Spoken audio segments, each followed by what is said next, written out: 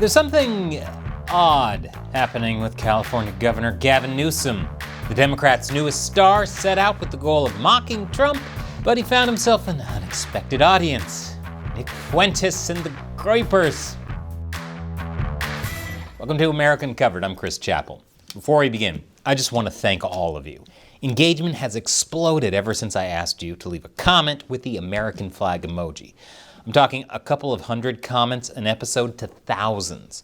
That's a huge help with the algorithm. So keep going, and while you're down there, be sure to subscribe because YouTube has probably secretly unsubscribed you. So something strange is going on with California Governor Gavin Newsom. It all started a few weeks back when Texas Republicans put out a new congressional map that could see Republicans gain an extra 5 seats in next year's midterms. I actually did a whole episode on it. Suffice it to say, the new map was passed by the state Senate. So in response, Gavin Newsom got the ball rolling on his own redrawn congressional map in favor of Democrats. This got a lot of attention, and Newsom instantly became the new star of the Democratic Party. Sorry, Zorhan. Suddenly, Newsom was the one who was going to stand up to Trump, even if it meant fighting dirty.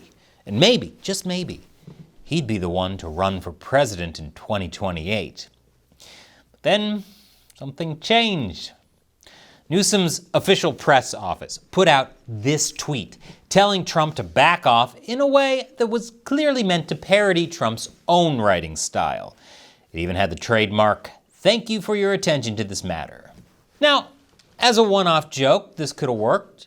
But hey, if it's funny the first time, surely it'll be funny the 100th time. So we got a flood of tweets talking about Newsom's perfect, beautiful maps, trashing Fox News hosts, and bestowing nicknames on his opponents like JD Just Dance Vance. Wait, what? Is that a Vice City reference? It's time for the Lance Vance Dance! Anyway, while some Democrat partisans ate this stuff up, it's fair to say that most people weren't super impressed. First, there's the problem of authenticity. Love him or hate him, what makes a Trump tweet funny is the fact that it's actually coming from him, rather than a committee, like most politicians. And the way he talks isn't too different from how he posts. We have the footage. Ready? These prosecutions were all started by her and Biden against their political opponents. Me. Correct, right? But that's just not how Gavin Newsom talks. In fact, most tweets aren't really Gavin Newsom tweets at all. They're actually made by a team of staffers. As the old saying goes, a camel is a horse designed by committee, and a Trump tweet designed by a bunch of interns using ChatGPT is just lame.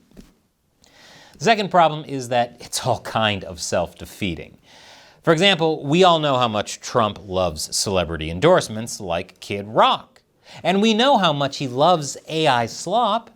So of course, the Newsom account had to parody that fact with this post.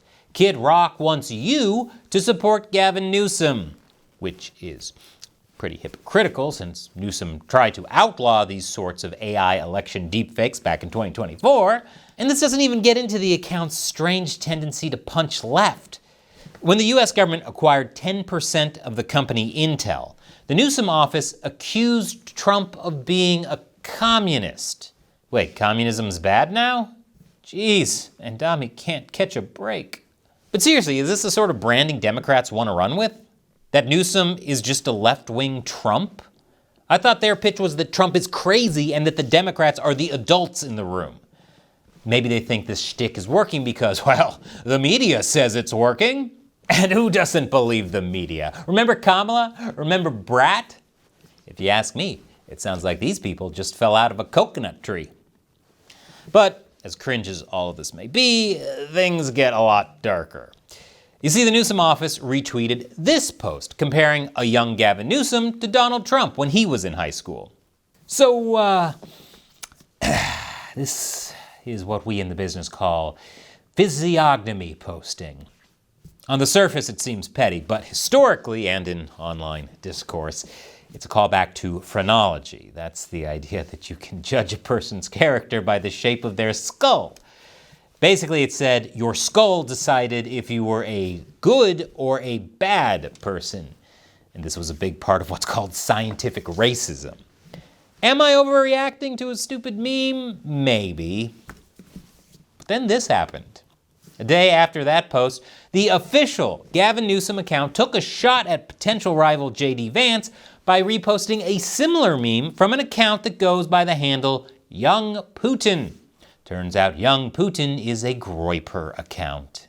And what exactly is a groyper?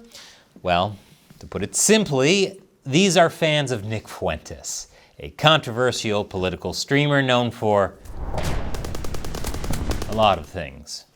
Namely, his hatred of Jews, his friendship with Kanye West, his love of cat boys, but mostly his racism. Fuentes, despite latching onto Trump during his first term, turned against the president. Why? Well, because Trump just wasn't the racist Fuentes had hoped for. According to Fuentes, Trump is a Jewish puppet. He's not a white supremacist. He's not even a racist. He's not a National Socialist. He's not an acolyte of Hitler. He's a Jewish fascist. We're getting Jewish fascism. Woof.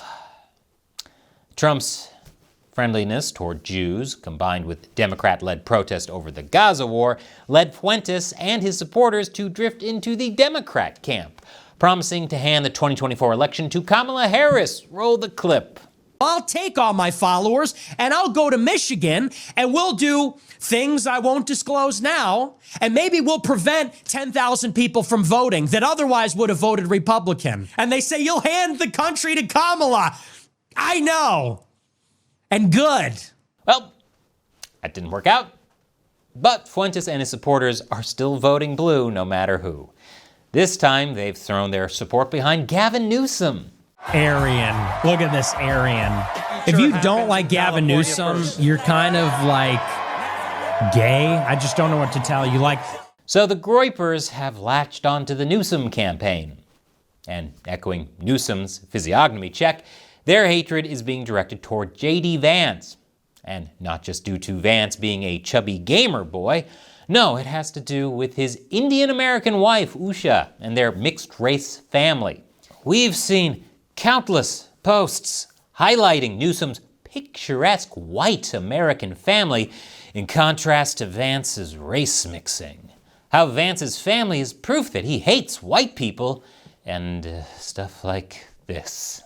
My point is, by wading into the muck, by getting into these dumb arguments over who was better looking in high school, the Newsom campaign has opened the door to some of the worst people on the internet. And I just don't know who this is meant to appeal to. Anti-Semites? Kanye fans? Catboys? If you're a Republican, the endorsement of a Trump hater like Fuentes probably won't sway your vote. If you're a Democrat, having all these racists latch onto your campaign is a bad look. And if you're an independent, you're probably just wondering, what the hell is a catboy? And before you go, be sure to check out this other episode of America Uncovered recommended by the algorithm. And as always, support America Uncovered and screw YouTube by subscribing to our new website, americauncovered.tv. Once again, I'm Chris Chappell. Thank you for watching America Uncovered.